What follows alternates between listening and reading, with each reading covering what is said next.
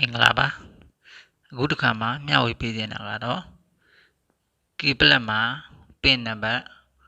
သို့မဟုတ် password ချိန်တဲ့နည်းလေးကိုမျှဝေပေးမှာဖြစ်ပါတယ်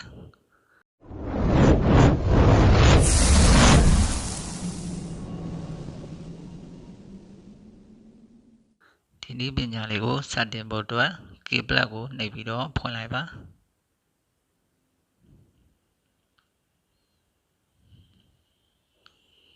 keypad ကိုဖွင့်ပြီးပါပြီဆိုရင်တော့ဒီအောက်နာကအဆက်30တဲ့နေရာလေးကိုတစ်ချက်နှိပ်ပါ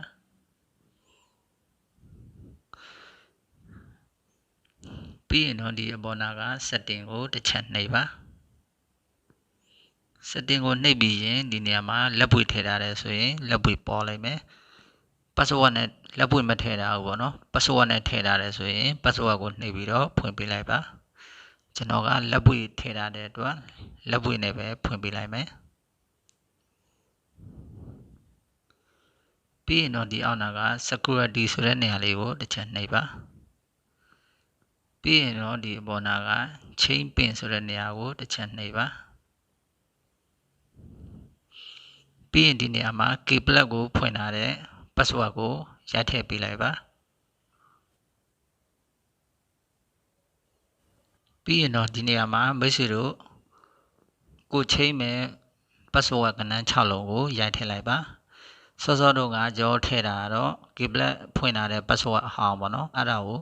ကျွန်တော်တို့တစ်ချိန်နှိပ်ထည့်ပေးရတယ်ဒါကတော့ password အသစ်ကိုဒီနေရာမှာထည့်ပေးရမှာဖြစ်ပါတယ်ဒီနေရာမှာမိတ်ဆွေတို့ကြိုက်တဲ့ရာ password ကဏ္ဍ6လုံးကိုရိုက်ထည့်ပေးလိုက်ပါ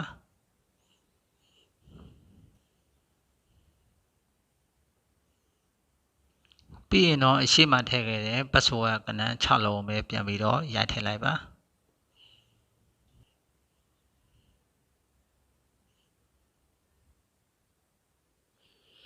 ဒီလိုလေးပေါ်လာပြီဆိုလို့ရှိရင်တော့ရပြီပေါ့နော်ကျွန်တော်တို့ keypad မှာ password အသစ်ချိန်လိုက်တာအောင်မြင်သွားပြီဖြစ်ပါတယ်